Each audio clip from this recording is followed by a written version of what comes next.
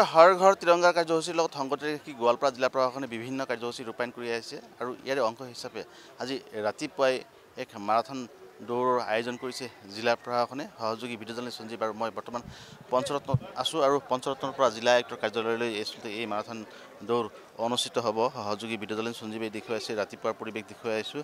কাইলৈ যিহেতু ৭৮ সংখ্যক স্বাধীনতা দিৱস, সেয়ে ইয়াৰ লগত সংগতি ৰাখি বিভিন্ন কাৰ্যসূচী ৰূপায়ণ কৰি আছে গোৱালপাৰা জিলা প্ৰশাসনে। বিশেষকৈ হৰ ঘৰ তিৰংগা যি আচলতে কাৰ্যসূচী, সেই কাৰ্যসূচীৰ লগত সংগতি ৰাখি এই বিশেষ মাৰাথন দৌৰৰ আয়োজন কৰিছে। জিলাৰ অতিৰিক্ত আয়ুক্ত আছে, মই তেখেতৰ সৈতে কথা পাতিবলৈ যত্ন কৰিম অকণমান যদি সময় দিয়ে। কি ক'ব, আজি ৰাতিপুৱাই এক সুন্দৰ পৰিৱেশ আৰু কাইলৈ আমি দেশৰ ৭৮ সংখ্যক স্বাধীনতা দিৱস পালন কৰিম।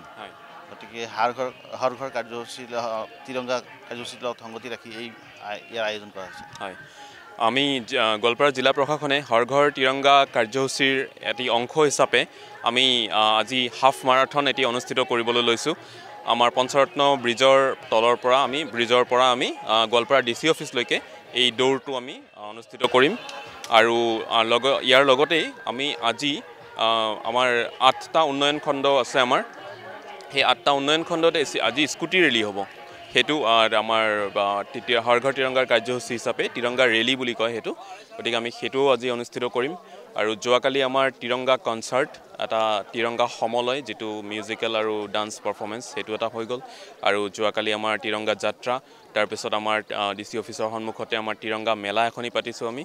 তেনেদৰে আমি বিভিন্ন ধৰণৰ কাৰ্যসূচী আমি লৈছোঁ। ৰাইজক কি আহ্বান জনাব, যিহেতু কাইলৈ দেশৰ ৭৮ সংখ্যক স্বাধীনতা দিৱস সকলোৱে পালন কৰিব?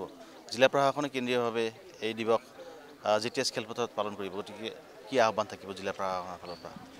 ৰাইজক আমাৰ এইটোৱে অনুৰোধ যে তেওঁলোকে নিজৰ নিজৰ ঘৰত, বাসভৱনত তেওঁলোকে আমাৰ ৰাষ্ট্ৰীয় পতাকাখনি প্ৰদৰ্শন কৰক, ৰাষ্ট্ৰীয় পতাকা উত্তোলন কৰক।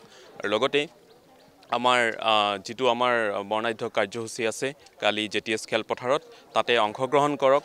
আমাৰ honourable minister Piyush Hazarika sir তেখেত আহিব, কালি VIP হিচাপে তেখেতে পতাকা উত্তোলন কৰিব। গতিকে আমি এই ক্ষণত সকলোকে শুভেচ্ছা জনাইছোঁ আৰু সকলোৱে দেশৰ প্ৰতি নিজৰ যিটো ভালপোৱা আছে সেইটো প্ৰদৰ্শন কৰক। ধন্যবাদ।